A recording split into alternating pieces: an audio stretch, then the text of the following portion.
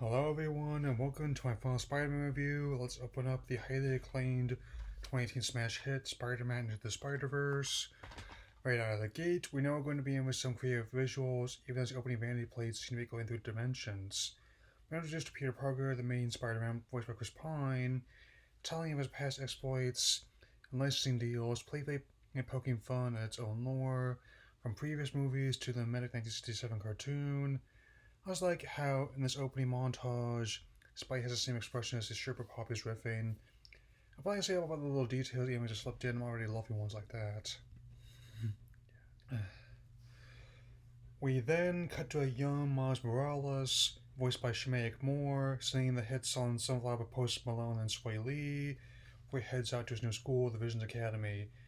The son of police officer Jefferson Davis, voiced by Brian Tyree Henry, and the nurse Rio, voiced by Luna Lauren Velez. I am pleased with how they not only kept as much of Miles' background in canon as they could, they also make key of the story. As Miles starts walking to school, he runs into some of his classmates from Wave 1 before. This is also an example of how distinct the animation style is compared to other films or adaptations of the series.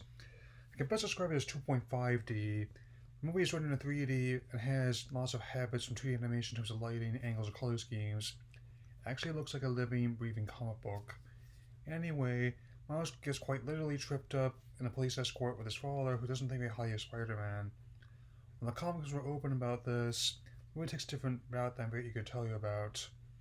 On top of pressures of his schoolwork, Miles also deals with a lot of a new student named Wanda, voiced by Haley Steinfeld, and tries to bomb a standardized test when school will drop him, but his instructor doesn't fall for it. It's actually a very clever way of playing with the brilliant but lazy character type the series used before. Miles then like an essay on the novel Great Expectations, and visits Uncle Aaron, voiced by Mahershala Ali, later that evening. His trip there is set to the song Hypnotized by the Toys B.I.G., which I'm pleased reports I love that song.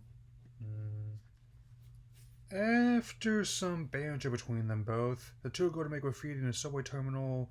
I just want to let people watching this know that I, at this channel, do not personally endorse and encourage this behavior. I do, however, find that fascinating kind of outsider art. Anyway, Miles is bitten by a genetically enhanced spiral taking a picture of his work, as casually swats it without noticing anything.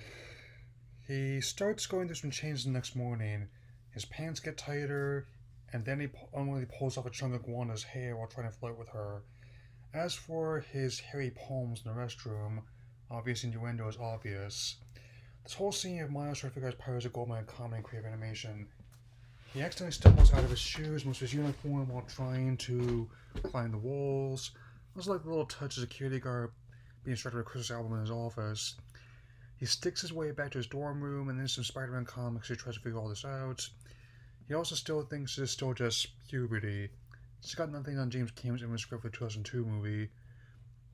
That night, Miles tried to find someone to talk to about what's going on, so he can't get a hold of Aaron and he said to call his father. I also know the name B. Bendis is in his contacts, referencing Brian Michael Bendis. Created this version of the character, and it was quite pleased how the movie portrayed him. Heading back to the subway from last night, Miles stumbles upon what's left of his Spider he swatted, Spider-Man fighting the Green Goblin. This version of Osborn is voiced by Lonely Island of Lone Drummer Tacone. All of these are related to an experimental particle accelerator that's wreaking havoc on the city. Experiments are being overseen by the Kingpin Wilson Fisk, played by Liev Schreiber. Spider-Man is then attacked by the Prowler, who stops him and places a USB drive inside the particle accelerator just before Kingpin activates a beam so there's more parallel universes. The accelerator overloads, there's an explosion of energy in New York, and Spider-Man is buried in a bunch of debris. As last moments, he gives a drive to Miles, which finishes off a Kingpin Prowler. So on top of playing in both DCM roles, he's also died in both roles. Miles able to narrowly escape the Prowler, and so he chased after the great example of the art direction style of this movie. He goes back home to his parents, who are none the wiser what's happening to their son, and just glad he's okay. The entire city, even Miles' dad, mourns the loss of Spider-Man, many paying tribute in costume. The scene with Stan Lee as a shopkeeper is especially touching given his real-life passing in November 2018. Excelsior, good buddy. As Mary Jane pays tribute to her late husband, the film starts laying forth its simple but highly effective message: anyone can wear the mask. It's actually one of my favorite parts of any version of the character, trying to not just diminish their powers but who they are as people. As Miles goes to pay respects to Peter, he comes across another version, Peter B. Parker, voiced by Jake Johnson, broke up with MJ and has a kind of appearance of an out-shaped bum with his trench coat, sweatpants, mismatched shoes. His Crash in Miles universe. I also like this little segment from Amita Sushi, with artists John Amita Sr. and Jr. He does impressive work, not just in this series, but all manner of comic art. The ensuing chase and questioning by Miles is a comedic goldmine. While I may not be a big fan of Phil and Chris Miller's style as others, this is a great scene that's honestly some of my favorite work from them. After regrouping over hamburgers, they discover that the drive was damaged early scene but reparable. The two then decide to go to the lab at Alchemex in Hudson Valley, since Sam was fired by John Parr. Great song in the movie, by the way. Peter starts probing the computers for data on the particle accelerator, but Miles is stuck in a light fixture. As he gets unstuck by singing Sunflower again, I definitely like this version of Peter. The filmmaker described him as Mr. Miyagi Pure, but Yusa didn't really know anything. Also, Miles can turn invisible, which will come in handy later. He also grabs a bagel from the galley and tells all the scientists are armed. It was like 24 hours to correct the problems before the entire multiverse is stabilized. Managed to narrowly slip out with the data to repair the USB override key, but now they had to little scientist Alchemax, Clearly Octavius. That's right, this universe is Dr. Octopus, voiced by Catherine Hahn. She's also helping Kim with the particle accelerator and agrees to help take care of this taking Spider-Man's role. Oh, the subsequent escape of the forest is also a great take on the classic How Do I Shot Web meme. And they bump into another. It turns out Gwanda is really Gwen Stacy, aka Spider-Gwen. There's a brief on her backstory, and though her best friend Peter is dead in her universe, at least she didn't break her neck this time. It also turns out there's no coincidence that Gwen and Miles met, having kept watch over him since he arrived at Visions. You also get the reason why Kingpin involved the experiments. Rather than almost a gangster of the comics and other adaptations, he lost his wife and son in a car accident and wants to use a particle accelerator to see his family again. Heading back to New York, Gwen agrees to help Peter and Miles fix the drive and end up going somewhere in Queens. The movie's words, not mine. They meet up with Aunt May of this universe, voiced by Lily Tomlin, who's happy to see Peter after what happened with her nephew in this universe. It also turns out that she knows other people that can help them. They are Spider-Noir, voiced by gleefully mad Nicolas Cage, the anime-infused Penny Parker, voiced by Kimiko Glenn, a companion Spider, the cartoon Spider-Ham, voiced by John Mulaney. I really enjoy how these different versions behave and appear. There's also plans for more later, but for now, Cage apparently based a performance off Edward G. Robinson and James Cagney. Paint design draws from 90s anime such as Sailor Moon, and of course, Spider-Ham is definitely the same kind of absurdity you'd expect from classic Looney Tunes, to the point where there's a bonus short with him on the DVD, Caught in a Ham. So, there's the skinny. All these versions of Spider-Man must find a way back to their respective parallel universes before the molecules are stabilized out of existence, and Miles reluctantly agrees to help them. Still, he doesn't have a complete handle on his powers just yet. Although heading back home, I also like little nods to Stanley's Dick on the constant Miles phone. While they may be gone, what they left behind will last forever. Miles then starts directing a letter to his uncle, but almost runs afoul of the Prowler. It also turns out Miles is not only invisible to Prowler's tech, but even more that Prowler's on that errand himself. I must say, this kind of more ambiguity is honestly much more faithful take on Vector than Ollie's role as Vector. I obviously really like the subsequent chase in New York where Miles tries not to get caught going back to Queens. So, back at May's house, the repairs on the USB drive are going smoothly as Miles comes back to one by the Prowler. This is a great action scene in May's house with Kingpin and Doc Ock being joined by Tombstone, voiced by Marvin Jones III, and Scorpion voiced in Spanish by Joaquin Casio. That's at least a third of the Sinister Six, hoping the next attempt goes smoother. A fight ensues in May's house, and the animation is similar to particularly how everything's looking for a comic book.